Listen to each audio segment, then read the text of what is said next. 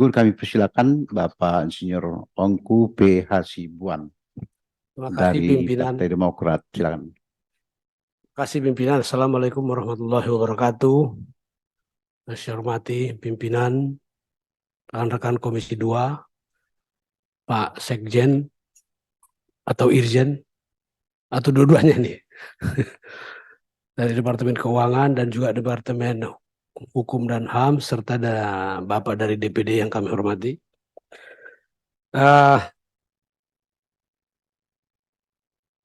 Saya berkebetulan mendapat titipan nih, Pak Pimpinan, dari Kabupaten. Kemarin bupatinya tidak hadir, tapi saya dititipi pesan. Karena ini amanah, maka saya sebagai wakil dari daerah pemilihan wajib menyampaikan amanah ini dalam pertemuan ini.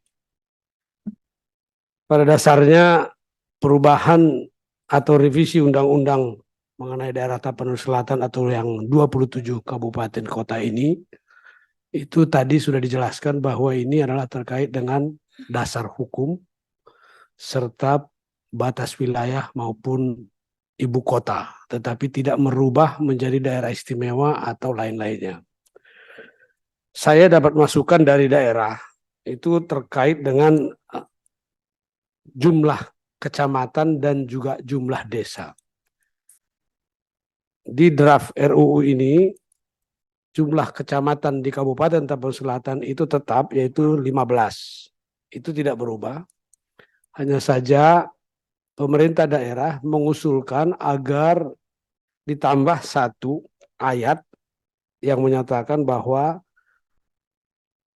Kabupaten Tapanuli Selatan terdiri dari 212 desa dan 36 kelurahan. Mereka ingin mencantumkan ini karena selama ini ada permasalahan di daerah mereka. Permasalahan utama adalah dahulu pada tahun 2008 itu jumlah desanya sekian dan jumlah kelurahannya sekian, berubah. Nah, akibat daripada perubahan itu mereka membuat Perda tahun 2016. Di mana pada Perda tersebut ada beberapa desa yang berubah status menjadi kelurahan, dan akibatnya desa tersebut kehilangan potensi mendapatkan alokasi dana desa. Ada beberapa kelurahan di sana yang saat ini mereka nggak jelas, mereka dapat dana kelurahan tidak, dana desa tidak dapat. Jadi nggak dapat apa-apa. Salah satu desa yang saya kunjungi pada saat itu atau kelurahan yang saya kunjungi pada saat itu di daerah Kecamatan Angkola Sangkunur namanya. Itu ada salah satu kelurahan yang dulu ditetapkan sebagai kelurahan karena dia berupa pasar ketika kecamatan itu dimekarkan. Persepsi pemerintah daerah dan masyarakat bahwa kalau pasar atau lokasi ibu kota atau kantor kecamatan itu, maka disebutlah itu sebagai kelurahan. Kelurahan tersebut namanya Kelurahan Rianiate. Tetapi di sekitarnya itu ada 3 desa. Desa itu 3-nya itu kecil-kecil desanya. Kelurahan tersebut terdiri dari 5 RW yang jumlah penduduknya jauh lebih besar daripada 3 desa tadi. Ketiga desa tersebut mendapatkan alokasi dana desa, ya, kurang lebih yang dalam secara nominal disebutkan 1 miliar per desa, tetapi mungkin berbeda-beda, ada yang 700, ada yang berapa gitu. Sementara kelurahan tadi itu cuma dapat alokasi dana kelurahan 200 juta per tahun. Sehingga jumlah penduduk yang 3 desa itu mendapatkan hampir 3 miliar secara nominal, sementara penduduk yang di 5 URW di kelurahan tersebut hanya mendapatkan jatah 200 juta per tahun. Nah, ini mereka protes masyarakatnya sehingga lahirlah Perda nomor 1 tahun 2016 yang dibuat oleh pemerintah Kabupaten Tapanuli Selatan, dan mereka ingin agar ini dimasukkan di dalam draft undang-undang ini.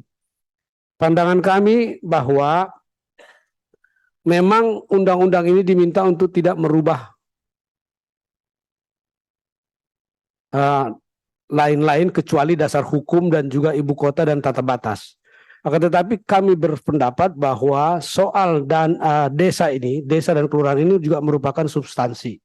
Oleh karena itu tidak ada salahnya menurut kami agar ini dimasukkan di dalam draft undang-undang tersebut. Paling tidak usulan daerah adalah bahwa mereka ingin agar di pasal 3 tersebut ditambahkan jumlah desa dan kelurahan di di Kabupaten Tapanuli Selatan. Atau sekurang-kurangnya di dalam penjelasan dari pasal 3 tersebut dikaitkan dengan Perda nomor 1 tahun 2016 yang dikeluarkan oleh Pemkab Tapanuli Selatan. Ini pada dasarnya titipan yang saya terima, pimpinan. Jadi saya tidak berpanjang lebar, itu saja.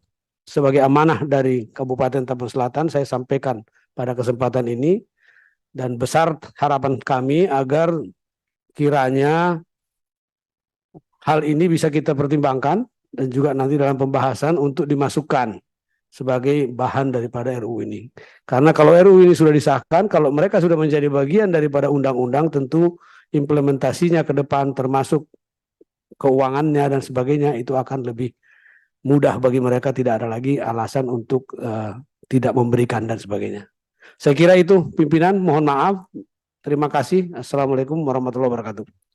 Waalaikumsalam warahmatullahi wabarakatuh. Terima kasih Pak Insinyur Ongku P. Hasibuan dari Partai Demokrat.